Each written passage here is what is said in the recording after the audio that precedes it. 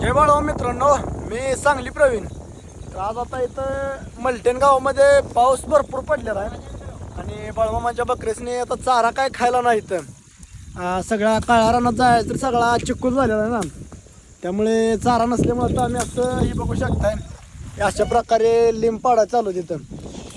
आणि असं लिंब पाडून आता हे बघा पाणी बघू शकता तुम्ही, रस्त्यावर सगळं पाणी साठलंय. आणि आपलं खांड मालक आता जरा टेन्शनमध्ये येतं. थांबा जरा खांड मालकाकडे जाऊया आपण, खांड मालकाच्या प्रतिक्रिया घेऊया. पांडा भाऊ, जय बाळू मामा. जय बाळा. आज कसं नियोजन आहे, काय कसं झालं काय? काय पाऊस झालाय, हा. लिंबा पालत पडायचं पाऊस पडल्यामुळे काय सगळं हे झालंय म्हणायचं. मेंढरासनी पण काय चारा नाही. बागल नाही अजून.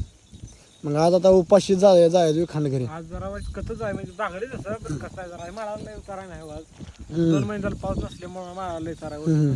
आता मी इथे काही ऐकलेलं खरं आहे का बाबा, गेले बरेच दिवसापासून या गावाला पाऊस नव्हता.